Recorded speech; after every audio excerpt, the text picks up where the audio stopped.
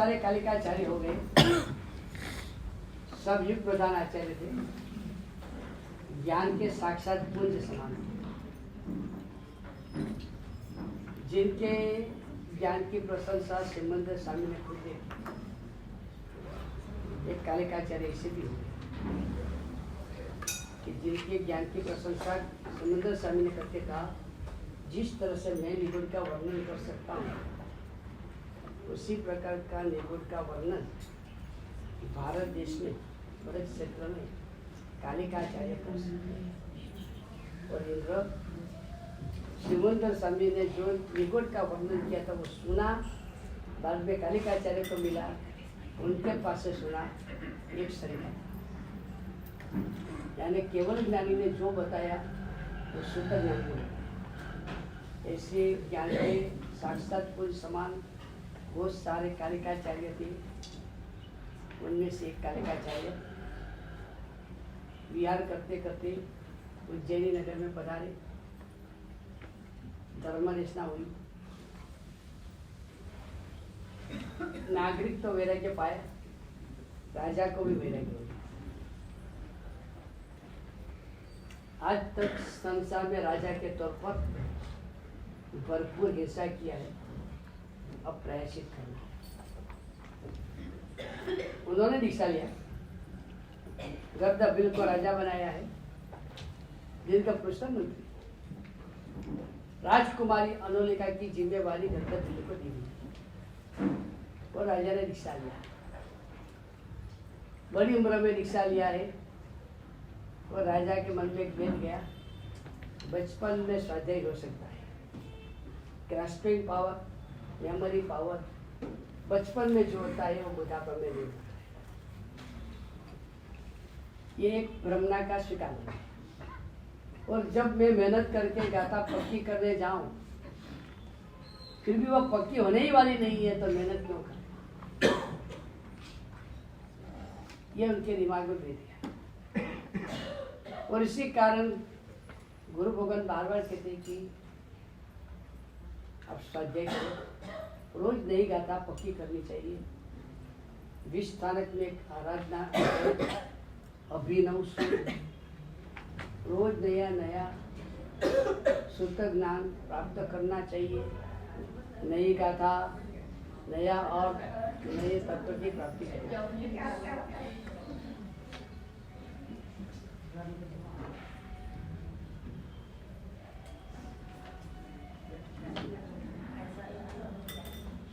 बहनों को व्याख्यान सुनना है कि करना है?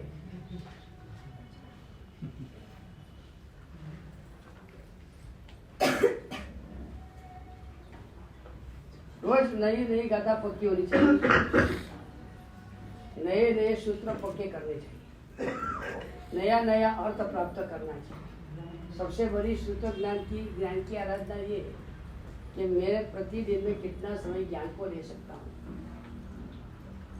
आप टीवी में देते हो, मोबाइल में देते हो, वो ज्ञान आराधना नहीं है, वो ज्ञान की विराधना है। क्योंकि ज्ञान उसको कहा गया है कि जो हमारे राग जिसको शांत करे। यस्मिन उदिते विभाति रागगण तज्ज्ञान में विनाशति। जो जिसकी प्राप्ति के बाद मेरे रागजस बढ़ जाते हैं, वो ज्ञान नहीं है, वो ज्ञान के नाम पर अज्ञान है। जैसे जैसे मैं जानता गया वैसे वैसे मेरा रागजस बढ़ता गया, तो जानने की जरूरत ही क्या है? नहीं जानकर अगर मैं शांति से रह सकता हूँ तो जानकर मुझे लाभ क्या है? तो जैन शासन कहता है राग द्वेष को कमी करता है वो ज्ञान है, राग द्वेष की वृद्धि करा दे, इसके कारण मेरा वैराग्य भाव ग्रह होने की जगह मेरा वैराग्य भाव कम हो जाए, वो ज्ञान नहीं। ज्ञान तो वैराग्य की वृद्धि है। ज्ञान से फलम विरुति। जैसे जैसे मैं जानता जाता हूँ वैसे वैसे मैं पाप से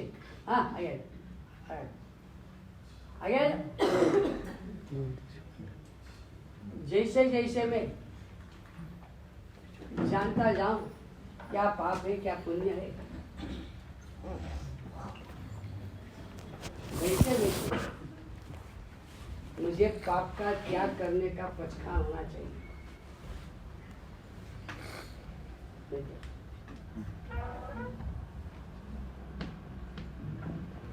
जैसे मेरी जानकारी बढ़े ऐसे ऐसे मुझे पाप का पचखान करना चाहिए। शास्त्र में इसीलिए 2 प्रकार की परिज्ञा बताई, यह परिज्ञा, पश्चाकाल परिज्ञा। जो पाप और पुण्य को, धर्म को अधर्म को, आश्रम को, संवर को, बंध को, निद्रा को जो समझाता है, जो समझ प्राप्त कराते हैं, वो ज्ञा परिज्ञा है। उसके बारे में उसके मुताबिक पचखान करने का होता है, तब पचखान परिज्ञा होती है। साधु अनुत्तर देवलोक के देव से भी ज्यादा सुखी होता है। अनुत्तर देव का ज्ञान साधु के ज्ञान से ज्यादा है। अनुत्तर देवलोक का चिंतन साधु के चिंतन से ज्यादा है। अनुत्तर देवलोक की पाप में 0 प्रवृत्ति है। अनुत्तर देवलोक का देव जो निश्चय चरित्र की भूमिका के हिसाब से कहा जाता है, संपूर्णतया निष्क्रिय है। और फिर भी अनुत्तर देवलोक के जो सुख की लेस्या है, उससे 1 वर्ष के चारित्र पढ़ने वाले साधु की लेस्या, सुख लेस्या ऊपर चली जाती है। एक ही कारण से कि साधु के पास जितना भी ज्ञान है वो साथ में पचखान से युक्त है। ज्ञान मात्र ज्ञान नहीं, साथ में पचखान है। मैंने ये समझा कि ये पाप है, मैंने छोड़ दिया, ये पचखान है। मैंने माना कि ये आराधना है, मैंने पकड़ लिया, ये पचखान है। जो पचखान करने वाला साधु है वो ज्ञानी ऐसे अनुत्तरवासी कर से भी ज्यादा है। तो जैन शासन कहता है कि क्यों पहले जानो और जानने के मुताबिक जीवन में उतारो। 7वां गुण स्थान तक पहुंचना है अगर, तो पहले जानने की भूमिका बनानी है। और तब तक जानना नहीं है, तब तक जानना नहीं है जब तक मैं सब जान नहीं लूं। इसीलिए आचार्य सूत्र में कहा, जो एगम जाने सो सबम जाने, जो सबम जाने सो एगम जाने। जो एक को भी बराबर जानेगा वो समस्त को जान लिया, सर्वज्ञ हो गया। जो सभी को बराबर जानता है वही एक को बराबर जान सकता है। इसलिए हम अगर किसी के लिए बोले मैं उसको अच्छी तरह से पहचानता हूँ, बराबर पहचानता हूँ, तब समझ लेना हम मिथ्या कथन कर रहे हैं। हमारा कथन सत्य नहीं है, क्योंकि एक को जो जानेगा पूरा वो सर्वज्ञ नहीं होगा। जो एक को पूरा जानता है वो सर्वज्ञ नहीं होगा, क्योंकि सर्वज्ञ नहीं एक को भी पूरा जान सकता है। तो जब तक मैं ये भूमिका तक नहीं पहुंचूं, सर्वज्ञ की भूमिका तक नहीं पहुंचूं, तब तक मुझे ज्ञान साधना में पीछे नहीं होना है। सतत ज्ञानी होते रहना है, क्योंकि ज्ञान का साधक ही उच्च कोटि का मेमोरी को प्राप्त कर सकता है। जो समझाया जाता है वो समझता है, एक ही बार में पकड़ लेता है, उसके आधार से डिसीजन ले सकता है, खुद समझता है, जगत को समझा सकता है। ज्ञान साधक ही भविष्य में चौपूर्वधर, अवधिज्ञानी, मनोपज्ञानी और केवल ज्ञानी हो सकता है। तो आचार्य भगवान कालिकाचार्य यव राजर्षि को समझाते हैं, ज्ञान साधना का प्रयत्न करो, रोज नई गाथा पक्की करने का प्रयत्न करो। वो सामने यव राजर्षि कहते, गुरु भगवान आपकी बात बिल्कुल सही है, लेकिन अब मैं बूढ़ा हो गया हूँ, मैं कितना याद रख सकता हूँ। और जब तक मैं ज्ञान सिद्ध पाकर मेरी आत्मा को स्थिर करूँ, तब तक मेरा आयुष्य पूरा हो जाए। तो फिर चारित्र की वैयावत की आराधना में कब करूँगा? ऐसा तो नहीं होना चाहिए कि हमको पकाते पकाते आद्रा नक्षत्र बेचे, तो फिर हम पकाने का क्या होता है? ज्ञान पाते पाते मेरी आत्मा का मेरा आयुष्य पूरा हो जाए तो फिर क्या होता है? और ये बुढ़ापे में मैं क्या पता कर सकता हूँ? याद तो रहेगा नहीं। फिर समझाते गुरु भगवान की भाई कितना पक्का हुआ। ये जैन शासन में 2nd नंबर में आता है पक्का करने के लिए तूने कितना प्रयत्न किया वो पहले न बन। तू जितना मेहनत करेगा, प्रयत्न करेगा, इतना तेरा सक्षम बढ़ता है। आज नहीं, भविष्य में उसका लाभ होने वाला है। दृष्टा भी देने का गुरु भगवान ने कोशिश किया कि भाई भूतकाल में एक आचार्य भगवान महाज्ञानी थे, 800 साधुओं को वाचना देते थे और साधु थोड़ा विवेक चूक गए। रात को साथ की आचार्य भगवान की निद्रा का अवसर है और संतारा हो गए, तो भी शंका पूछने आती है कि गुरु भगवान अभी मैं पुनरावर्तन कर रहा था, तब ये पुनरावर्तन में मुझे ये शंका है, इसका समाधान क्या हो सकता है। एक साधु ने पूछा, समाधान दिया। दूसरे साधु ने पूछा, समाधान दिया। तीसरे साधु ने पूछा, समाधान दिया। रात की नींद हराम हो गई। वो आचार्य भगवान, उसके बड़े भाई ने भी दीक्षा लिया था, लेकिन वो ज्ञान साधना में नहीं थे, वो जड़ थे। गोचरी वापरने की, आराम करने का, दो ही काम करते हैं। शरीर रुष्ट पुष्ट हो गया, उसको कोई लाज नहीं थी, कोई शर्म नहीं थी, कोई टेंशन नहीं थी, कोई चिंता नहीं, मस्ती से सोते। तो आचार्य भगवान को ज्ञानी को अज्ञानी की ईर्षा हो गई, ज्ञानी को अज्ञानी की ईर्षा हो गई। मेरे से भाग्यशाली तो मेरा भाई महाराज है, कुछ सीखे नहीं तो कितना शांति से सो सके, मैं तो नींद आराम हो रही है। संकल्प कर लिया, अभी किसी को पास नहीं देना है। मौन आराधना भी है और मौन विराधना भी है। मौन आराधना भी है, बिना कारण एक शब्द एक अक्षर बोलना नहीं, फिजूल का एक शब्द बोलना नहीं, ये मौन आराधना है। लेकिन मैं पढ़ा सकता हूँ, मैं दूसरों को ज्ञान दे सकता हूँ, पर मुझे ज्ञान नहीं देना है और मौन पकड़ के बैठ गया, तो यही मौन विराधना है। यही शादवाद है जैन शासन। वो आचार्य भगवान 12 साल मौन पकड़ के बैठ गए। दूसरे भाव में वापस उनको दीक्षा मिली, लेकिन ज्ञानावरण कर्म का नहीं हुआ। ऐसा ज्ञानावरण का नहीं हुआ कि मारुष मातुष 6 अक्षर है। गुरु भगवान ने कहा ये 6 अक्षर आप पक्का करो, मारुष मातुष, मारुष मातुष, बस इतना ही पक्का करो। इतने तीव्र कोटि का ज्ञानावरण का उदय हुआ कि ये 6 अक्षर को उसने 4 अक्षर कर दिया, मारुष मातुष मास्तुष मास्तुष मास्तुष। लेकिन एक पक्का कर लिया कि गुरु भगवान ने कहा मुझे ये पक्का करना है, तो अब मुझे थकना नहीं है। दूसरे साधु बार बार भूल निकालते हैं कि आपको गुरु भगवान ने दिया है मारुष मातुष और आप मास्तुष करते हो, करो मारुष मातुष, तो आपका बड़ा होगा। मुझे ज्ञान की विराधना से आप बचा रहे हो, सत्य बता रहे हो, आपका बड़ा होगा। मारुष मातुष मास्तुष मास्तुष। कितने साल किया? 12 साल। थके नहीं। 6 अक्षर भी पक्का नहीं हो रहा है, 12 साल मेहनत किया। गुरु भगवान कहते ये 12 साल की मेहनत का प्रभाव, 12 साल के बाद ये ज्ञान साधना का प्रभाव, भले कितना पक्का हुआ भूल जाओ, प्रयत्न कितना जोरदार किया, इसका रिजल्ट वो 12 साल के बाद कल्याण था।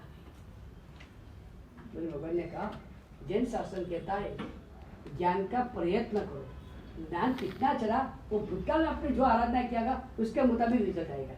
अगर भूतकाल में अपने ज्ञान की आराधना किया है तो हो सकता है कि वर्तमान काल में आप थोड़ा भी मेहनत करो और धड़ाधड़ नहीं गाता हो सकती है। भूतकाल में हमने ज्ञान की विराधना की होगी तो इस बार कितना भी प्रयत्न करो नहीं कर सकता है, हो सकता है, इसमें कोई सवाल नहीं है। कितना ज्ञान चढ़ा कितना नहीं चढ़ा वो भूतकाल की आराधना विराधना के ऊपर आधार है। लेकिन यहाँ मैं प्रयत्न करूंगा तो भविष्य काल में आपस में ज्ञानी हो सकता हूँ। तो ज्ञान की आराधना बहुत जरूरी थी। गुरु भगवान ने समझाने की कोशिश किया कि आप करो। भूतकाल का अपना दृष्टांत है, ये वृद्धवाड़ी सूरी बुढ़ापा में दीक्षा लिया, फिर भी ज्ञान का इतना जबरदस्त होती का रस सुबह से लग जाते थे। बूढ़े आदमी थे तो नींद कम थी, और ज्ञान की इतनी भूख थी कि सुबह से संस्कृत प्राकृत के श्लोक को पक्का करने का, रूप पक्का करने का सुबह से बैठ जाते थे। और मन चल विचल ना हो इसलिए थोड़े जोर से बोलते हैं रामो रामा रामो रामा रामा रामो रामा। तो आजू बाजू के जो जवान साहब है जिसको नींद लेनी है उनकी नींद भी डिस्टर्ब होने की शुरू हो गई। वो कहते हैं कि आप बूढ़े साधु शांति रखो, माला गिनो, ये इतना रामा रामा रामा करते करते आपको करना क्या है? अब बूढ़े हो गया, माला गिनो हो गया? नहीं, मुझे संस्कृत सीखना है, मुझे प्राकृत सीखना है, मुझे एक ग्रंथ पढ़ना है। तो वापस चालू कर देते। तो एक बार एक कोई साधु ने ताना भी लगा दिया, क्या इतना रूप पक्का करना, ये स्वाध्याय करना, ये तो आप ऐसे बैठ गए हो ज्ञान का प्राप्त करने के लिए, आपके तो सांबेला पर फूल उगाना है। सांबेला है ना, वो खाने का लोहे का होता है, तो इसके ऊपर फूल उगाना, उसके ऊपर फूल नहीं सकता है। उन्होंने कहा वो भी करके दिखाऊंगा। तो किया 21 दिन ज्ञान के लिए उपवास किया, सरस्वती देवी की उपासना किया। साक्षात सरस्वती देवी ने जिप पर शारदा का वास हुआ और संघ के सामने ये प्रयोग भी हुआ, बीच में रखा गया और संस्कृत में श्लोक बोलने का स्वरूप दिया। इतने जबरदस्त कोटि की प्रतिभा और सचमुच एक खुश हो गया। इतने ज्ञानी हो गए, इतने ज्ञानी कि एक ब्राह्मण पंडित कुमुद चंद्र करके, वो ब्राह्मण पंडित को भी उन्होंने बाद विवाद में हराया। वही कुमुद चंद्र बाद में सिद्धेश्वर दिवाकर सूरी हुई है। वो सिद्धेश्वर दिवाकर सूरी को विक्रम राजा के प्रति सद्भाव था। विक्रम राजा उनको गुरु मानते थे। पालकी दिया था आने जाने के लिए, रोज उपवास ऐसे राजसभा में पालकी में जाना आना, मजदूरों की व्यवस्था हो चुकी है। गुरु भगवान को पता चला, गुरु भगवान को पता चला तो गुरु भगवान एक बार मजदूर का रुक लिया और गुरु भगवान ने पालकी उठाई। अभी बूढ़ा वृद्धावस्था, पालकी का भार, तो स्लो चलते, थोड़ा पैर इधर उधर होता है। तो अंदर बैठे हुए सिद्धेश्वर दिवाकर सूरी महाराज ने वो मजदूर को मजदूरी मानने पड़ा। किम तव स्कंधो बाधती, किम तव स्कंधो बाधती। आचार्य भगवान वो भी मां ज्ञानी थे, उसने कहा न तथा स्कंधो बाधते यथा बाधती बाधती। आपको तो सब ऊपर से गया। ये भाई हो दिनेश भाई, ये पांचम की आराधना हम कर रहे हैं कि विराधना, शुद्ध ज्ञान की आराधना ये हो रही है कि विराधना हो रही है? तो क्या सब पहले तैयारी नहीं हुई? ये आराधना हो रही है, बार बार डिस्टर्ब करना।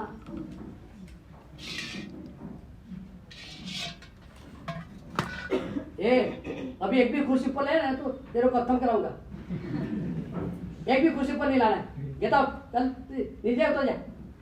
एक भी कुर्सी भी लाने का नहीं, चलो चलो लेट उतर करो।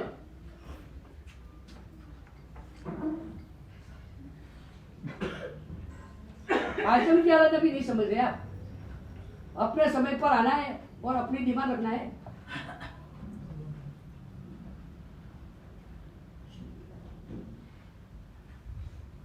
समझ थोड़े समझो, एक कितनी बड़ी विराधना, आराधना के नहीं विराधना करो।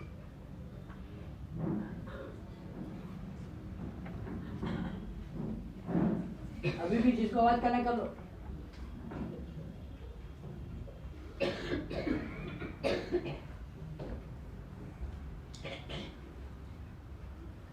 हो गया काम?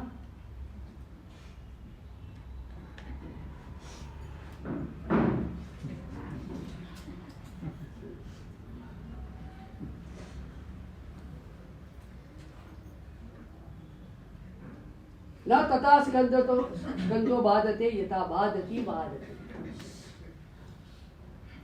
और सिद्धेश्वर दिवाकर से नीचे उतर गए। उनको विश्वास था मेरी गलती निकालने का काम मेरे गुरु से दूसरा कोई नहीं कर सकती। बाद धातु आत्मा ने पढ़े, उन्होंने प्रयोग कर लिया था भूल में प्रश्न करना। रूप होता है बाधते और कर दिया था बाधती, और गुरु भगवान ने फौरन भूल निकाल दी। ये स्कंद इतना दुखा नहीं दे रहा है, पीड़ा नहीं दे रहा है जितना आपका बाधती प्रयोग मुझे दुख दे रहा है। आप जैसे विद्वान ऐसी गलती कैसे कर सकते हैं? नीचे उतर गए, गुरु भगवान ने उनको बुलाना दिया। आप निरंजन की आराधना करने के लिए निकले हो, क्यों संसार का एक क्रम छोड़ के संसार के दूसरे क्रम में आ रहे हो? जैसे घोड़ा एक फूल को छोड़ के दूसरा फूल पर बैठता है, इस तरह से आप संसार के सुख को छोड़कर साधु जीवन में ये क्या सुख लेकर बैठे हो? बड़ा उलाना लिया, सिद्धसेन देवर को सिर्फ नमस्कार किया। बात ये कि ज्ञानी एक ज्ञानी होता है, वो बुढ़ापा में भी ज्ञानी हो सकता है। प्रयत्न करना है, पुरुषार्थ करना है। तो एक बात पक्की है कि आपको कितना ज्ञान चढ़ता है वो दुनिया नोट डाउन करती है। दुनिया का नोट डाउन है आप कितना कमाते हो, दुनिया को ये मतलब नहीं है आप कैसे कमाते हो। दुनिया को मतलब इतना ही है परीक्षा में कितना मार्क आया, कैसे लाया वो नहीं पूछा जाता है। दुनिया रिजल्ट को मानती है, प्रभु का शासन साधना को मानती है। साधना कैसी किया है आपने, आपकी आराधना कैसी, ये सबसे महत्व की चीज। जब राजर्षि को समझा रहे कि भाई आराधना, ज्ञान की आराधना करो। अनंत काल में हमने ज्ञान की मात्र विराधना ही की है। इसी तरह से प्रवचन में जाकर भी डिस्टर्ब किया है, तो ज्ञान की क्या किया? वो क्या किया? आराधना। हमने तो ज्ञान के स्थान पर जाकर भी ज्ञान की विराधना किया है। झूठ बोलो ज्ञान की विराधना है। एक जीव की हिंसा भी ज्ञान की विराधना है, क्योंकि जीव यानी चेतन, जीव यानी उपयोग। हमने एक जीव की हिंसा भी किया, उसके ज्ञान के उनके उपयोग की हिंसा किया, वो भी ज्ञान की विराधना है। झूठ बोलना ये ज्ञान की विराधना है। जानते हुए तूने झूठ बोला, तेरे ज्ञान का दुरुपयोग किया, और इसलिए ये भी एक विराधना है। अब हर जगह पर हम देखें तो हमने विराधना कितनी किया है। चोरी करना ये भी ज्ञान की विराधना है, क्योंकि चोरी करने का अर्थ ही यही है कि जो मेरा नहीं है, मैं जानता था फिर भी उसको मेरा किया, ये मेरे ज्ञान की विराधना है। अब्रह्म का सेवन भी ज्ञान की विराधना है, क्योंकि ब्रह्म के स्वरूप को प्राप्त करने के लिए ज्ञान मिला है, और तूने अब्रह्म का सेवन, जो आत्म भाव में जाना था तू पुर्दल में भाव में गया, तू दुनियावी भाव में गया। आत्म चिंता करनी थी, तूने विषय की चिंता किया। तुझे आत्म स्वरूप में रहना था, तू विषय के स्वरूप को चिंता करने का, ये अच्छा ही बुरा है। हरेक परिग्रह ज्ञान की विराधना है, क्योंकि परिग्रह यानी चिंता। किसकी चिंता? संपत्ति की चिंता, पुर्गल की चिंता। भगवान कहते जिस भाव में तुझे आत्म चिंता करनी थी, स्वद्रव्य गुण पर्याय की चिंता करनी थी, मेरा द्रव्य जो परम शुद्ध स्वरूप में कितना मलिन हो गया है, मेरा गुण जो ज्ञान गुण है वो भी विशुद्ध नहीं रहा है, कितना मलिन हो गया है। मेरा पर्याय अनंत आनंद है, मैं कितने दुख में चला जाता हूँ। स्वद्रव्य गुण पर्याय की चिंता करनी थी, हमने दुनिया की चिंता किया। तो परिग्रह ये भी ज्ञान की विराधना है। हर जगह पर हमने ज्ञान की विराधना किया है। बाकी छोटी बड़ी विराधना तो छोड़ो, झूठे मुंह बोलना, कागज में खाना, कागज पर बैठना, कागज से गंदगी साफ करना, कपड़े में अक्षर होना, अक्षर वाले कपड़ा पहनना, वापस वो कपड़े धोने को डालना, मोबाइल वगैरह हाथ में रहना और वापस ठंडी भूमि में जाना, लेट्रिन जाना, मोबाइल को यूज करते करते संडास में काम करना, ये हम सब क्या कर रहे हैं? सब ज्ञान की विराधना तो भरपूर चालू है। बिना कारण एक अक्षर लिखना और बिना कारण एक अक्षर मिटाना सब आमिल है प्राय से। तो हम तो मोबाइल में टाइप भी करते हैं, फॉरवर्ड भी करते हैं, डिलीट भी करते हैं, ये दम धोखा चलता है। ज्ञान की विराधना तो भरपूर सतत चालू है। हमने स्कूल वगैरह में भी टीचर की मस्करी किया, टीचर खड़े रहते हैं, वो विद्यार्थी बैठा रहता है, उसकी मस्करी भी किया, उनके एरा भी छोड़ते हैं। कोई टीचर ऐसा है, कोई टीचर ऐसा है। हमने ज्ञानी की भी मस्करी किया है, ज्ञानी की निंदा भी किया है, गुरु भगवंतों की निंदा किया है भूतकाल के भाव में कि ये आचार्य ऐसे, वो साधु ऐसा है, वो पढ़ने की बात करते हैं। ज्ञान ज्ञान ज्ञान क्या करना है इतना सारा है? पढ़ितव्यम भी बढ़ितव्यम, वो बोलते पढ़ा लिखा भी मरता है और नहीं पढ़ा हुआ भी मरता है, क्या करना पड़ेगा। तो जात जात के रूप हमने ज्ञानी की आसाधना, ज्ञान की आसाधना, ज्ञान के साधन को फाड़ना, फेंकना, जला देना, तोड़ना फोड़ना, भयंकर कोटि की ज्ञान की विराधना तो भरपूर आज भी चालू है, दूध काल में भी चालू है। तो विराधना तो अनंत काल किया है, आराधना करने का एक भोग है। ये मिला हुआ एक मानव भोग ज्ञान की आराधना करने का। कम से कम इस भव में तो तू आराधना कर ले, और इसके लिए एक सुंदर कोटि का ऑफर भी है। तो इस भव में ज्ञान की आराधना करेगा तो भविष्य में तुझे वापस मानव भव मिलेगा। एक जबरदस्त कोटि की ऑफर है। तू ज्ञान की आराधना कर, भविष्य में तेरा मानव भव पक्का हो जाएगा। पूज्य पाठ गुरुदेव बोलना समझ कहते थे कि एक बार माधवनगर मुंबई, माधवबाग मुंबई यानी फुलेश्वर, लालबाग, वहां से चौपाटी ठंडी जाने का होता था। बीच में माधवबाग आता है। माधवबाग में एक सन्यासी का प्रवचन चल रहा था। गुरु महाराज कहते थे कि वो हम वहां से जा रहे थे तो सन्यासी कह रहे थे ज्ञान को साधो, ज्ञानी जो होता है उसको वापस मानव को मिलता है, क्योंकि दुनिया में एक नियम है, जो दिया जाता है वो मिलता है। जिसका दान सबसे विशेष कोटि का दान है वो ज्ञान दान है।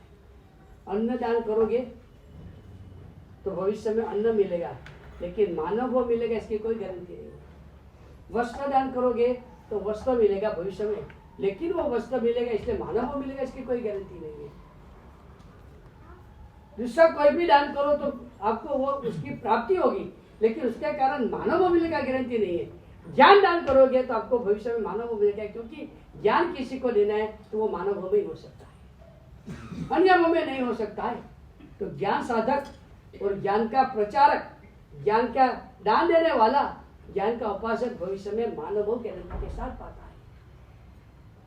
ये एक जबरदस्त कोटि की ऑफर है। इस भव में आप किसी न किसी तरह से ज्ञान की आराधना करो तो आपको भविष्य में ज्ञान मिलने वाला है, और ज्ञान मात्र मानव भव में। समझाते ये राजर्षि को गुरु भगवान कि आप ज्ञान साधना करो, लेकिन जैसे आप नहीं सुनते हो वैसे गुरु ये राजर्षि भी नहीं सुनते। आपको हम कहते भाई ज्ञान की आराधना करो, तो कहते साहब हम टीवी में न्यूज़ पढ़ते हैं, न्यूज़ सुनते हैं, न्यूज़पेपर में न्यूज़ पढ़ते हैं, मोबाइल में भी सोशल मीडिया पर कोई फॉरवर्ड करता है, कोई ये करता है, हम सब ज्ञान की आराधना कर रहे हैं। आपकी ज्ञान की आराधना हुई है? ये ज्ञान की विराधना है। रोज कम से कम 15 minute, 15 minutes out of 1440 minutes, 1440 minute में से आपको मात्र 15 मिनट निकालना है। कितना परसेंटेज हुआ? 1%, बराबर है? आपके 440 मिनट में से 15 मिनट यानी 1%। 1% आपको अपनी आत्मा के लिए निकालना है, क्योंकि भगवान ने कहा है निगोड़ से लगाकर निर्वाण तक के समस्त जीवों में एक अगर कोई कॉमन तत्व है तो क्या है? निगोड़ में रहा जीव और निर्वाण में पहुंचा हुआ जीव, सभी प्रकार के जीव भेद है, उसका एक कॉमन तत्व, उसी कारण वो जीव है, वो अजीव नहीं है। उसका एक ही कारण बताया, उपयोग लक्षण जीव, यानी ज्ञान तत्व के कारण ही निगोड़ भी जीव है, उसको भी थोड़ा सा ज्ञान है इसलिए वो जीव है, नहीं तो अजीव हो जाता। जीव मात्र का एक कॉमन, एकदम कॉमन लक्षण एक है, जिसको ज्ञान है वो जीव है, जिसको ज्ञान नहीं है सब अजीव है। तो जो ज्ञान निगोड़ से निर्वाण तक हमारा लक्षण है, हमारा स्वभाव है, हमारा स्वरूप है, वो पाने में हमको आलस क्यों आती? तय करो मिनिमम 15 मिनट ज्ञान साधना में मुझे देनी, तो किसी न किसी प्रकार से। पहले नंबर में नहीं गाथा सूत्र, क्योंकि आप लोगों की परिस्थिति बहुत खराब है। बहनों की तो थोड़ी भी अच्छी है, भाइयों की परिस्थिति बहुत खराब है। आज आप लोगों की हालत ऐसी है कि जितने बरस हुआ है इतने सूत्र आप लोगों को नहीं आता है। एक बरस का एक सूत्र भी नहीं आता है। ज्यादातर तो नौकर से ऊपर ही नहीं गए। नौकर से उनको इस्कार तक जाना, नौकर से इस्कार तक जाना उनको लगता है कि भाई कांचनजंगा को क्रॉस करना, फिर इस्कार से लोग से जाना वो दूसरे पर्वत को क्रॉस करता है और बाद में एवरेस्ट आता है वंदिता सूत्र। वो 50 गाता है बड़े एवरेस्ट को, बापरे वो एवरेस्ट को सर कर दिया तो धन्य धन्य हो गया। और परिस्थिति इसी कारण आपकी ऐसी इतनी भयंकर गति की है कि आप सर्वज्ञ पुत्र होते हुए भी परम अज्ञानी हो। जो ज्ञान साधना की अनुमोदना हरिभद्र शिवान ने किया, अनाह वहम वयम कहाँ होता जय जिनागमो न हो। भगवान आपने दिया हुआ, सर्वज्ञ ने दिया हुआ ये ज्ञान प्रवाह नहीं मिला होता तो हमारी ये 5वें आरे में कलिकाल में क्या हालत हो जाती। एक बार के ब्राह्मण को जैन शासन के ये ज्ञान के प्रति सद्भाव अहोभाव है। और हम सब श्रीमंत पुत्र है। श्रीमंत पुत्र को श्रीमंत में संपत्ति का बहुत आकर्षण नहीं रहता है। वो संपत्ति उड़ाना जाता है, संपत्ति को कमाना नहीं जानता है, क्योंकि जन्म से भाई श्रीमंत है, सोने की चमची से दूध पिया हुआ है। वो श्रीमंत के पुत्र को संपत्ति की महत्ता नहीं रहती है। जन्म से हमको प्रभु का शासन मिला है, जीव विचार नव तत्व दंड प्रकरण क्या क्या नहीं मिला है, जन्म से हमको मिला है, इसलिए हमको इनकी कोई कीमत नहीं है। हमको इसकी कोई कीमत ही नहीं है। यहाँ बैठे हुए में एक सावक ऐसा बताओ कि जो पंडित हो, 5 प्रतिकोण, 9 स्मरण, 4 प्रकरण, 3 भाष्य, 6 कर्म ग्रंथ, तत्व सूत्र, मित्राक्ष सूत्र, योग शास्त्र, खड़े हो जाओ। यहाँ कोई सावक बताओ, उद्योगपति, फैक्ट्री वाला, बंगला वाला, धनाधन खड़े हो जाएंगे। यानी आपके लिए वही वैल्यू है, इसकी कोई वैल्यू नहीं है। और आप सच में ज्ञानी की मस्करी करते हो, ज्ञानी को नीचे उतार देते हो। श्रीमंत की पूजा होती है, ज्ञानी की पूजा नहीं होती। ज्ञानी यानी पंडित, अध्यापक हमारी नौकरी में, ये बैठा हुआ है आप लोगों के हृदय में, यही आपके हृदय में बैठा हुआ है। कब हमारे दिल में ये आग लगे कि मुझे नए नए सूत्र पक्का करना है, नए नए अर्थ पक्का करना है, नए नए तत्व की जानकारी प्राप्त करनी है, एक भूख लगनी चाहिए, आग लगनी चाहिए। तय करो कम से कम 15 मिनट, मिनिमम 15 मिनट मुझे मेरी आत्मा की साधना है, मेरा स्वरूप, मेरा स्वभाव जो ज्ञान है, वो ज्ञान के पास मुझे 15 मिनट जाना है। या तो सूत्र पक्का करूंगा, अगर नया सूत्र नहीं करना तो पुराना सूत्र पक्का करूंगा। चलो आज उसका भी मूड नहीं है तो कोई तत्व की पुस्तक पढ़ूंगा, 9 तत्व जीवचार की, जरा ऊपर से जा रहे समझ नहीं पड़ रहे, चलो धार्मिक किताब पढ़ूंगा, कोई भी अट्रैक्टिव किताब, सुंदर गति की किताब, कोई धर्म की किताब जो रहस्य को बताती है, समता की ओर ले जाती है, चलो वो पढ़ूंगा। लेकिन 5 घंटा तो मैं प्रभु तेरे शासन के ज्ञान को दूंगा ही। क्यों नहीं लगती आंख? क्यों मन नहीं होता है? क्या मानव में से पशु गति में जाना है? क्योंकि पशु को ज्ञान की आराधना नहीं है। पशु को बेचारे को घंटों तक बैठे रहते, उनको कोई ज्ञान की आराधना नहीं है। तो हमको यहाँ से वहां जाना है, तेज गति में जाना है, तय करो कम से कम 5 घंटा ज्ञान की आराधना करनी। पूरे दिन में ये 5-15 मिनट बोलता हूँ ने, आपके लिए शर्म की बात है, क्योंकि मानव हो में भगवान ने तो 5 प्रहर का स्वाध्याय बताया है। संजय समो तवो नति, इसका कारण यही है कि अगर 24 घंटा पवित्र भाव में रहना है, शुभ भाव में रहना है, उत्तम कोटि के भाव में रहना है, तो ज्ञान साधना में जा, ज्ञान में घंटों बिता। 15 घंटा तेरा जाएगा स्वाध्याय में तो तेरा मन ठिकाने पर रहेगा, नहीं तो शैतान है मन कहाँ न कहाँ भटकेगा, कैसे कैसे विचारों में चला जाएगा, या तो चिंता में जाएगा, या तो किसी को उड़ाने में जाएगा, किसी को डब्बा में उतारने जाएगा, या तो मोह वासना में चला जाएगा। तेरा मन ठिकाने पर नहीं रहेगा। ठिकाने पर मन को लाना है 15 घंटे का मिनिमम स्वाध्याय का। 15 घंटे की बात छोड़ो, 15 मिनट, 15 मिनट्स साहेब आप कर लो, हम आपको टच कर लेंगे। वो आरती मंगलिया में होता है, चढ़ावा एक का ही होता है, सबका तो थोड़ा चढ़ावा होता है।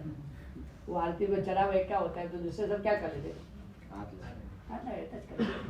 कभी तो परंपरा चलती है, एक आरती को टच करता है, दूसरा उसको टच करता है, तो तीसरा उसको भी टच करता है। हो गया हमारा क्लास, हो गया। आप भी शायद यही भूमिका में, शायद आप सब पढ़ लो, हम आपके चरण को स्पर्श करेंगे, हमारा हो गया काम पूरा। बहुत बढ़िया, वेरी फाइन, ये तो हमको पता ही नहीं था।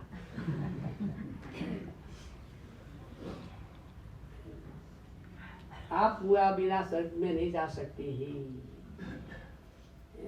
आता है एक बुद्धि आदमी को 8 लड़के थे और 8 पुत्र होते थे।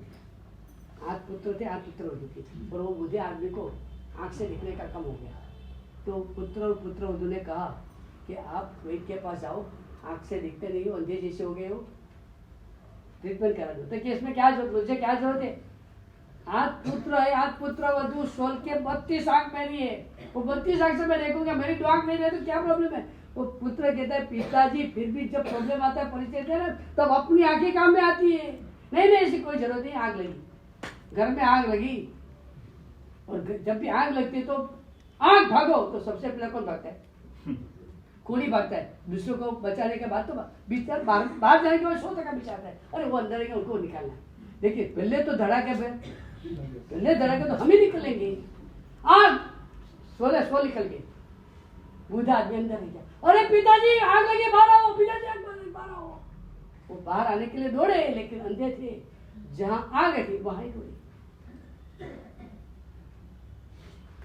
जब आग लगी है तब अपनी आग काम में आने वाली है। जब भी हमारे मन में एकांतवास में भी अच्छे बुरे विचार आएंगे, तब हमारा ज्ञान रूपी आग हमको रोकने वाला है, दूसरे की आग काम में नहीं आएगी।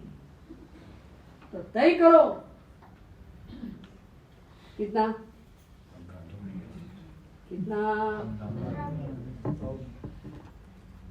15 मिनट, 15 घंटा, 15 मिनट के 15 घंटा, 15 मिनट साहेब, 15 मिनट जो भी बहुत है, बहुत काफी हो गया। बोलो करना है, चलो 15 मिनट डिस्काउंट दया आ जाती है। क्या करें, इतने आप लोग ज्ञान के बारे में कमजोर हो, इतनी आपको एनर्जी पूछो नहीं। ये किताब हाथ में अकेले बाप रे, विराट बाप रे, इसकी आपको इतनी जबरदस्त एनर्जी आपको। इसलिए 5 घंटा भी बोलूं ना तो आपको टेंशन आ जाए। 5 घंटा इसको, बाप रे, सिर्फ मोबाइल बोलो तो मैं 15 घंटा रखता हूँ। चलो 5 मिनट,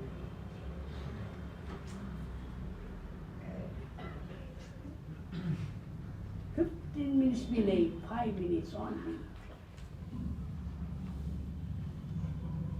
बोलो तैयारी, 5 मिनट, एक दिन की 5 मिनट। कहाँ आवाज आ रहा है? आवाज कहाँ है भाई? 5 मिनट बोलो तो सही। मेरा आवाज निकलता, आपका तो निकलता ही नहीं है।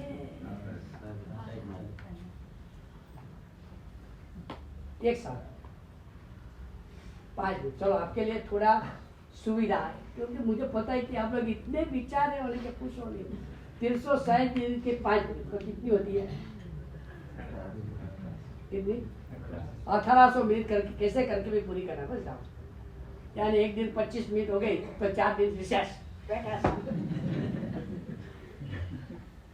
बोलो करना है? वैसे तो रोज की 5 मिनट रखना, रोज की 5 मिनट रखना। कभी नहीं हुआ तो 10 मिनट इधर, 10 इधर, जो भी करके पूरा करना, लेकिन करना है इतना पक्का, बराबर है? पॉसिबल, शक्य, करना है, हाथ जोड़ना है। नोरेंदानो योजदानो नुवाइदो जल नमस्तानो जो धारणा व्यवसाय अनंत सत्ता का ना वो अभी जिन्होंने नियम नहीं लिया इनको भी इतना कहता हूँ नहीं लिया तब हम तो क्या है उदार है हमारी इच्छा ऐसी कि सबको लेना किसका कल्याण हो। अगर किसी ने नहीं भी नियम लिया चलो उसको मैं कहता हूँ नियम तो नहीं देता हूँ एटलीस्ट इतना करता हूँ कि रोज एक बार कोई भी धार्मिक किताब को हाथ में लेना हाथ में लेकर खोलना फिर आपको पढ़ना है तो पढ़ो नहीं पढ़ना है तो बंद करो और वापस रखो लेकिन एक बार हाथ में लेना बस बात दूसरा कोई नहीं नियम दूसरा कोई नहीं जिन्होंने नियम नहीं लिया उनको कहता हूँ कम से कम इतना करो एक बार किताब हाथ में लूंगा देखा खोला और इतना तो होगा नहीं तो ऐसा करना चलो 7 दिन में एक बार ऐसा करना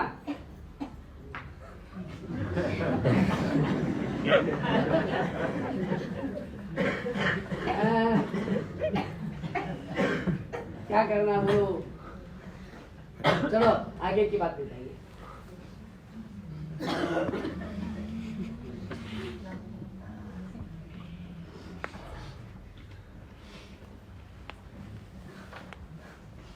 बात यह कि हम ज्ञान की विराधना बहुत करते हैं सावधान होना है हमको ज्ञान की विराधना से बार बार बचना है जो हो सके जितना शक्य हो इतना बचने की कोशिश करो। आप कपड़ा लेने जाओ तो आप ध्यान रखो क्यों फिजूल का अक्सर वाला कपड़ा लेना फिर वो धोने लेना पड़ता है। आपके जेब में मोबाइल वगैरह है एक ध्यान रखो जब लेटरिन वगैरह जाना है तो अपने सर में दूसरा अपना मित्र वगैरह उसको सौंपो। जब बाहर जाना है कोई कागज में खाने को देता है मुझे याद है मैं संसारी पढ़ने में था घर में कोई नहीं था मैं अकेला स्टडी के सबसे था और हम जवेरी बाजार में रहते थे खाउदरा गली है सामने ही वो खाउदरा गली में मैं सैंडविच खाने गया था मैं जो मेरी स्टोरी बता रहा हूँ उसने मुझे सैंडविच दिया कागज में मैं सैंडविच खाता गया और कागज देखता गया उसमें हीरा हुआ सूत्र लिखा हुआ था। ये मेरा अनुभव बोल रहा हूँ पूरा हीरा हुआ सूत्र कागज में था यानी किसी के घर में 2 प्रति का वो कहेगी किताब होगा वो उसने पस्ती वालों को दिएगा वो तब वो सैंडविच वाले के पास पहुंचा होगा और उसने वही कागज में मुझे सैंडविच दिया। बस उस दिन से मैंने कागज में खाने का बंद किया ये तो कुछ भी आ जाता है भाई क्या कहे खाना तो ठीक है विराधना कितनी भारी। हम बेंगलोर में थे आज से 30 साल पहले की बात 35 साल पहले की बात एक भाई 45 आगम के मूल सूत्र ये हकीकत की बात करता हूँ 45वां आगम उसके मूल सूत्र जो स्थानकवासी समुदाय के किसी महात्मा ने छपाया होगा वो पूरे के पूरा सेट मेरे पास लेकर आए ये लेकर कहा तो कि ये आपको सही लगे या बुरा लगे आप जानो वो कहते हैं मैं पस्ती से रद्दी वाले के पास से लेकर आया हूँ पूरे का पूरा नया था सेट और रद्दी वाले का आवाज 5 हमको ज्ञान की इतनी एलर्जी हो गई है दुनिया कहती है कि घर में लाइब्रेरी होनी चाहिए जिसके घर में जो पुस्तक है उसके आधार से तय होता है कि उसके मानसिक भूमिका कितनी ऊंचाई पर पहुंची।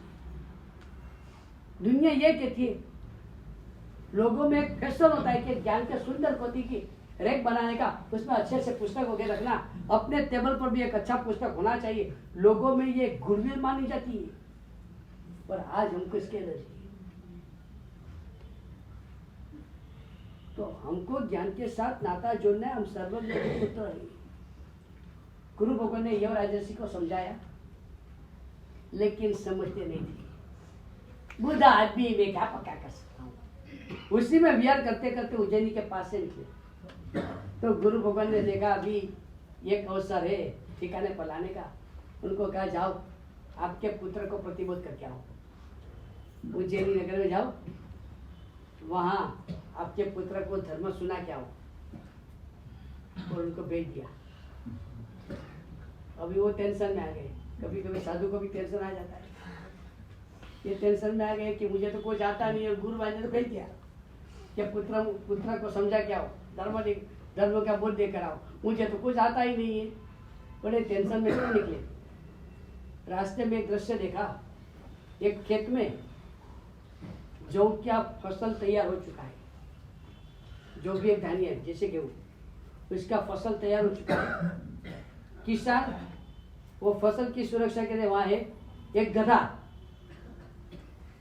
बार बार जौ में मुंह डालने के लिए जाता है, किसान को देखता है, वापस पीछे जाता है। जरा किसान इधर उधर देखने जाता है, वापस गधा मुंह डालने जाता है, अरे किसान देखा, वापस पीछे। ऐसा 3-4 बार तब किसान के मुंह में से एक गाथा निकली, ओहा वसी पहा वसी ममम चेव निरीक्षसी लक्ष्यते अभिपाव जवम भखेसी गद्दा।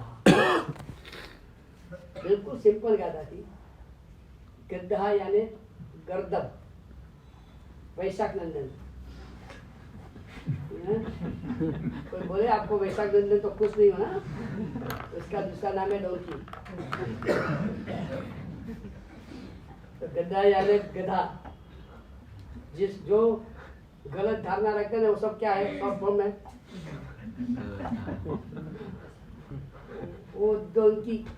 उसको वो किसान कह रहा है, ओहा वसी पहा वसी, आगे जाता है पीछे जाता है, ममम चेव निरीक्षसी, तू मेरे को देख रहा है, लक्ष्य अभी पाओ, तेरा अभिप्राय कर रहा है, मुझे पता चल गया। जब हम बखे से गद्दा, तेरे को जौ खाना है गधप, तेरे को जौ खाना है। ये श्लोक का सामने तो महाराज साहब जा रहे थे, तो उन्होंने ये सुना, वो 2-4 बार बोला होगा, तो महाराज साहब को याद रह गया। वो रास्ते में उसका ही पूरा तो शुरू किया, ओ हा वसी पा वसी ममम चेव निरीक्षसी लक्ष्य अभिपाओ जबम पकेसी गद्दा। वो 2-4-5 दे करते रहा, मजा आ गया उनको। वो बस नगर के पास ही पहुंचने की तैयारी में थे, मैदान में लड़के खेल रहे थे। वो किल्ली डंडा, लकड़ी की किल्ली बनाते, डंडा से उसको फटकारने का, वो भूतकाल की ये रमत। उसको प्राकृत में कहा जाता है अनोलिका, अनोलिया। संस्कृत में अनोलिका, प्राकृत में अनोलिया कहा जाता है।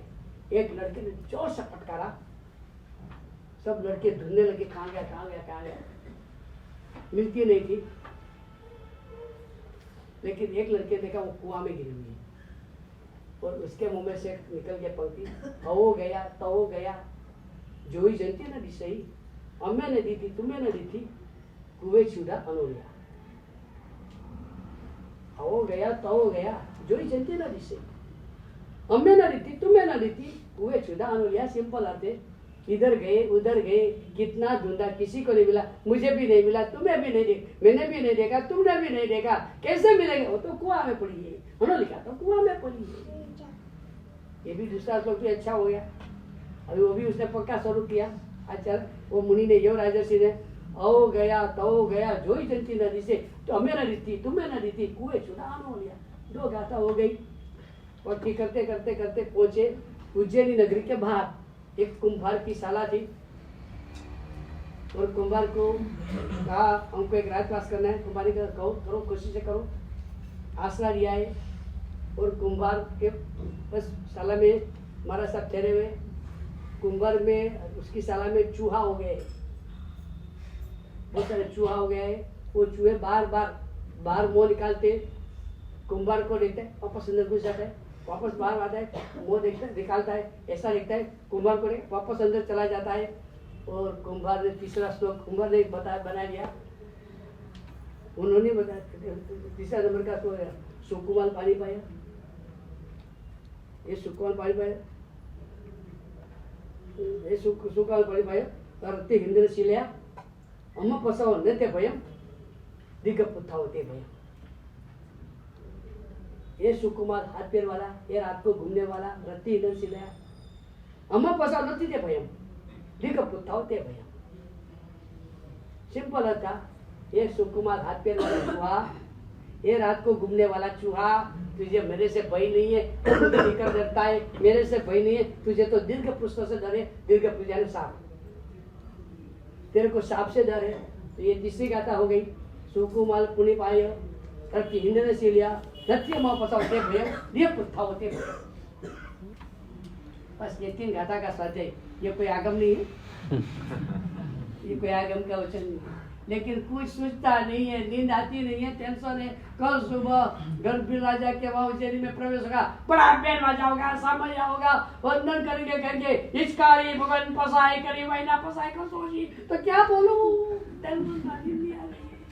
महीना प्रसार करने का बोला, लेकिन मुझे तो कुछ आएगा नहीं, तो मैं क्या बोलूं, बड़ा टेंशन था, नींद हराम गई। वो सोते नहीं है, 3 गाथा रिपीट करते। यहाँ उज्जैनी नगर में धमाल हो गई। गर्दभील राजा की लड़की बहन अनोलिका गुम हो गई। ये दीर्घपुष्ट नाम के मंत्री ने एक बड़ा प्रपंच किया है, उन्होंने सोचा ये युवराज जैसे आ रहे, उसके निमित्त से काम हो जाएगा। उसने गर्दभील का चाबी भराई, ये आपके पिताजी संसार में वापस आना चाहते, साधु जीवन में बहुत कष्ट है, इसलिए संसार में वापस आना चाहते, वापस राज्य लेना चाहते। तो गर्दभील ने कहा ठीक है गुरु, पिताजी ने दिया था, पिताजी को वापस दिया जाएगा। तो ऐसा नहीं होता है, दुनिया में कोई किसी का सगा नहीं है, सब वैरागी है। वैरागी को कोई पिता नहीं, कोई माता नहीं है। संसार में भी जब श्राप की बात आ जाती है तो कोई माता नहीं, कोई पिता नहीं, राज्य सत्ता के कोई संबंधी नहीं होते, राज्य सत्ता के कोई संबंधी नहीं होते। कौन पिता और कौन माता और कौन भाई मेरी राज्य सत्ता पर हाथ लगाएगा, उसको मार डाला जाता है। यहाँ कोई भाई संबंध नहीं रहता है। यहाँ दुनिया का ये रिश्ता है कि रुपया कमाना है तो भूल जाना पड़ता है स्वजनों का संबंध, सत्ता चाहिए तो भूल जाओ संबंध। संसार में किसी के साथ प्रेम हो गया तो कौन माता को देखता है, कौन पिता को देखती है। बराबर गर्दभील को चले तो गर्दभील का क्या करूं, अरे क्या करूं, आपके पास अवसर है। रात के समय को कुंभ के साला में अकेले सोए हुए, अकेले काम कराओ, नहीं तो जोखिम में। दीर्घ पुस्तक क्या चढ़ाना, और गर्दभील चढ़ गया, क्योंकि धर्म की बात में प्रेरणा होती है तो आप ढीले पड़ते हैं, पाप की बात में प्रेरणा होती है आप दौड़ते हैं। ये तो दुनिया का। हाँ, हम कहे आपको कि ज्ञान पाठशाला में उपवास करना चाहिए हर महीने, हमारा सब नहीं होता है। हम कोई भी धर्म की बात करें तो आप ढीले पड़ते हो, संसार की कोई बात करते हैं तो आदमी कैसे करके भी बता दूंगा मैं मरण। गर्दभील भी चढ़ गया।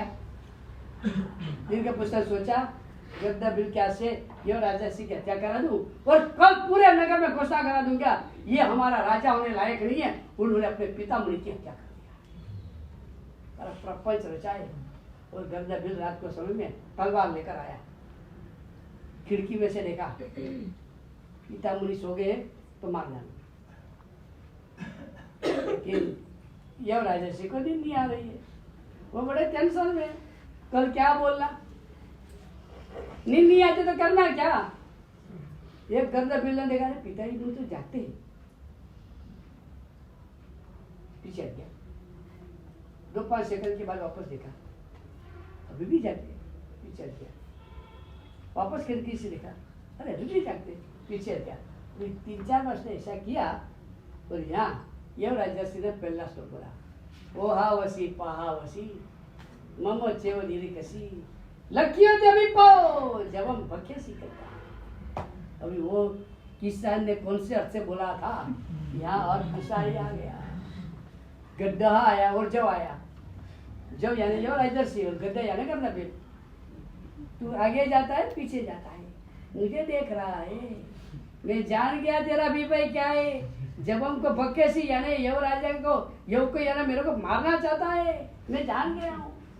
अभी जिसके मन में जो भाव होते हैं वो उसके मुताबिक अर्थ पकड़ेगा। तो सीधा बात है, वो उसके मुताबिक ही पकड़ेगा, दूसरा कितना भी कौन सा भी अर्थ हो, लेकिन अंदर जो पड़ा है वही अर्थ पकड़ेगा। वो राजा ने झूल में रहे हुए जाम्बू खा लिया, अकेला तो देखा है, तो कोई देखता नहीं है, वो खा लिया। खाने के बाद देखा वो सामने वो नर्तकी वो खिड़की के सामने खड़ी है और ऐसे ऐसे देख रही, जो उसने मुझे देख लिया। जो संजोग से वो नर्तकी उसी दिन राजा के राजसभा में नृत्य करने आई है और नृत्य करते करते नर्तकी को कुछ पता नहीं है और नृत्य करते करते बोल रही है कह दूंगी। तो राजा को टेंशन आ गया, कह दूंगी अरे क्या मेरे जामुन खाया वो राजा की बाप ये तो मेरी इज्जत जाएगी कि राजा होकर धूल में पड़ा हुआ जामुन खाया, लोगों मेरी इज्जत क्या रहेगी। तो राजा डर गया, पसीना होने का शुरू हो गया, वो मैं कह दूंगी।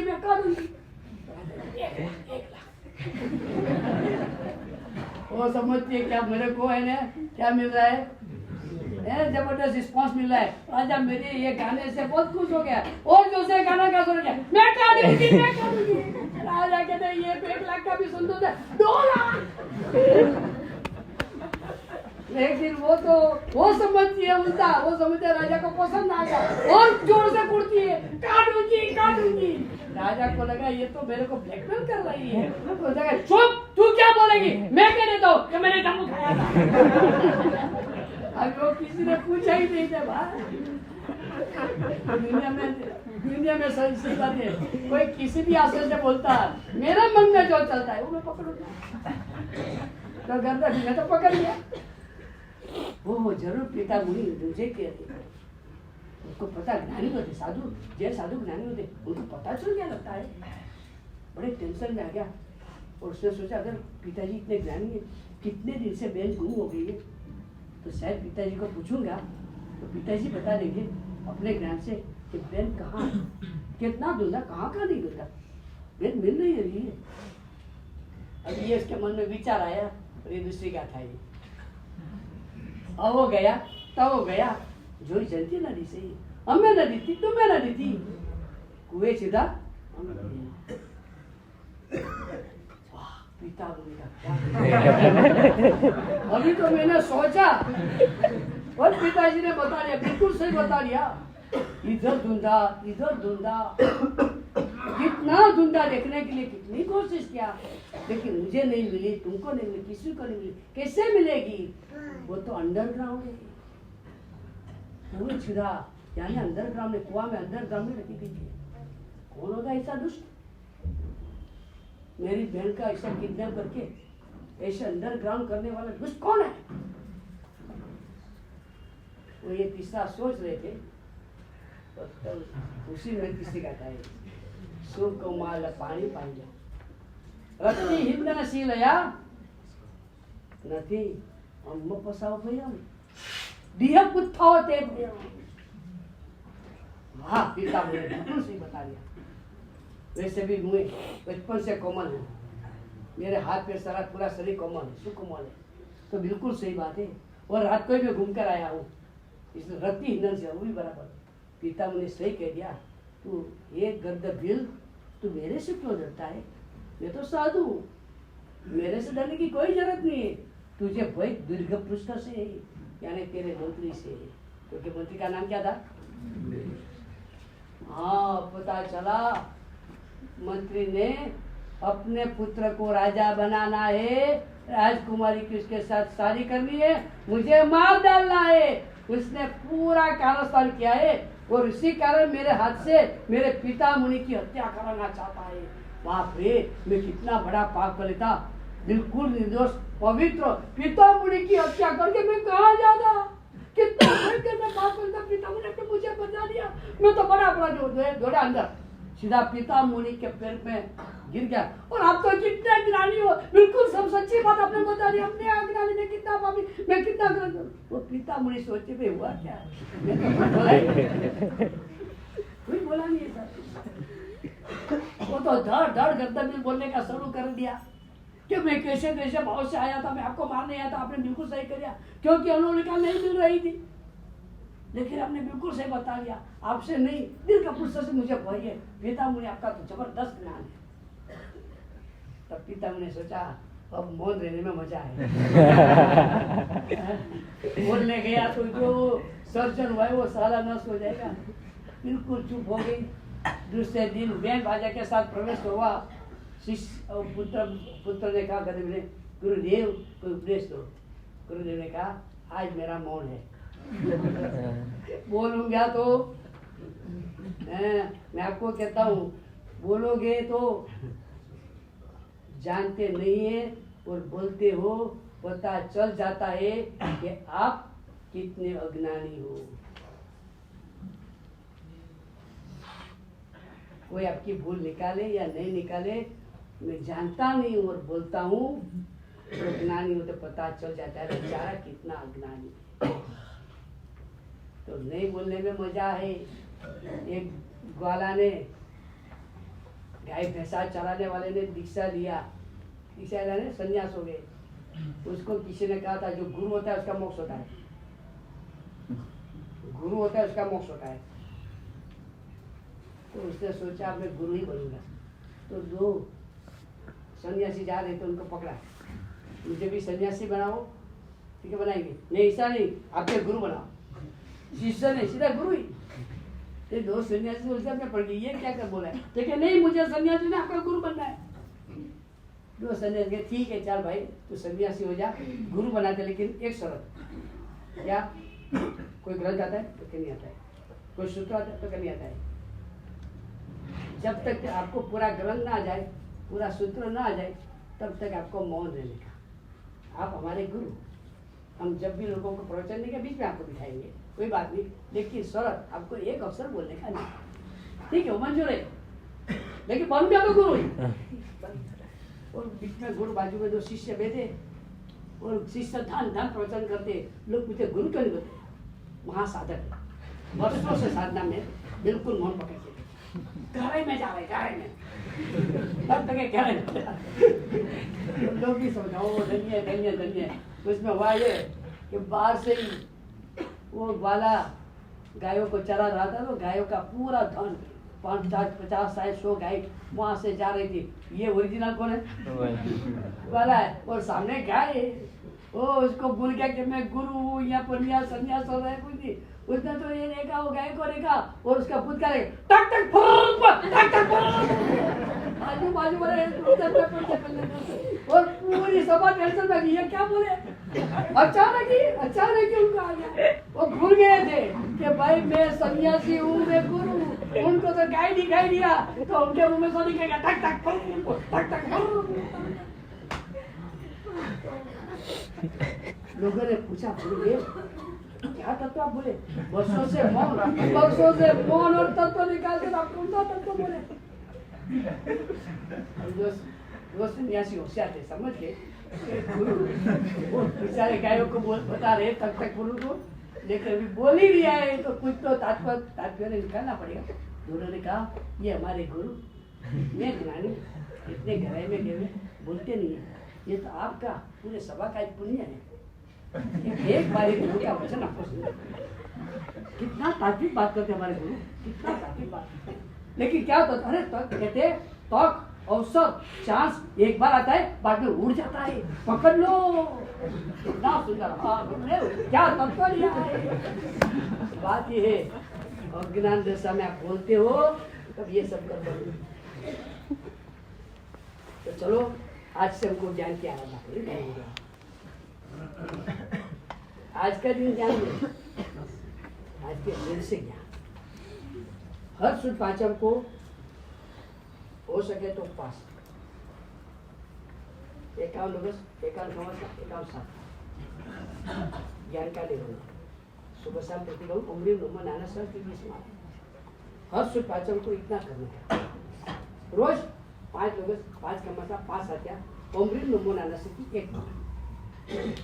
चलो ज्ञान की आराधना में जाएंगे, शक्य हो इतनी ज्ञान की आसाधना से बचने की कोशिश करेंगे, ज्ञान पाचन की सही उजवनी करेंगे।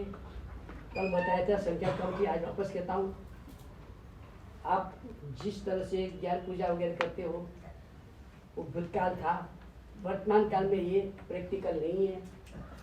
तो मैंने कल आपको उपाय बताया था, एक डब्बा रखे तो ज्ञान की पूजा करते हो 1 रुपया भी 1 रुपया 5 रुपया जरूर चढ़ाओ, वहाँ भी पूजन करो। लेकिन वो कागज, वो पेंसिल, अभी कल ही मेरे पर एक प्रश्न आया था कि साहब वो सब आता है उसको कैसे उसका यूज़ क्या करना। कल ही मेरे को पूछा गया था, मैंने कहा जहाँ से लाए वो लोग वापस ले लेते तो उनको दे देना, वो रुपया भंडार में डाल देना, ज्ञान खाता में डाल देना, दूसरा क्या करेंगे? क्यों दूसरा तो कोई काम में आने वाली चीज़ नहीं है। आज आपके घर में पूछता हूँ कितनी पेंसिल यूज होती है, वो कागज जो आप रखती है कलर। तो आज की परिस्थिति को देखो, जरूर ज्ञान पूजा करो, जो 2-5 रुपया वहाँ रखो, एक डब्बा रखो, आपकी जितनी उम्र है कम से कम इतना रुपया वो डब्बा में डालो। हमारे पाठशाला में हमारे ज्ञान के जो शिक्षक है, अध्यापक है, उनका बहुमान करो। जो ज्ञान पढ़ने वाले बालक और बालिका है उनका बहुमान करो कि उनको अट्रैक्ट हो जाए और हम ज्ञान पढ़ेंगे। ये कल हमने बताया था, आज आपको इस तरह से करना है। मांगीलाल जी ने अच्छा बताया था, आपके घर में जितनी भी ज्ञान की किताब है कम से कम उसको पूजन करो, व्यवस्थित करके वापस रखो, उसको नमस्कार करके पढ़ो तो अच्छी बात है। कम से कम इस तरह से संभाल करो। घर में फिर आप जाओ अपने लाइब्रेरी में, कोई 2, 5, 10 किताब ज़्यादा नहीं, उसको सफाई करो। अगर कवर अच्छे नहीं तो उसके कवर चढ़ाओ और वापस उसको अच्छी तरह से रखो। ये ज्ञान की आराधना करो। तो इस तरह से अपना आराधना करनी है। व्याख्यान पूरा होने के बाद यहाँ ही देववंदन भी होगा, आप सबको साथ में देववंदन भी करना है। तो अभी ये सब कार्यक्रम है। कल 6 रविवार का दिन व्याख्यान 9:45 से 9:45, कल का दिन। परसों दोपहर को 3 बजे करवाना, और 1 तारीख से देख लीजिए। होल देख लिया भाइयों ने, ये होल देख लिया भाइयों ने, पूछता हूँ क्या देख लो, देख लिया बराबर, क्योंकि आपको परसों से इधर आना है। पोस्टर करने के लिए, उद्यान करने के लिए भाइयों के लिए स्पेशल ये जगह रखी गई है। तो भाइयों को यहाँ, बहनों को साध्वी जी भगवान के पास, जहाँ रोज का व्याख्यान होता है वो नीचे ग्राउंड फ्लोर में क्रिया, व्याख्यान और रवि के दिन वहाँ दिन सब एडजस्ट में इतना सुंदर कोटि का हो गया है। बस अभी आपको दूसरा कुछ नहीं कहता है, जस्ट स्माइल, बस हंसते रहो, हम आपको पचका देते रहेंगे। मैं तो सबको उठाना, चित्रा को कुछ भी कहो,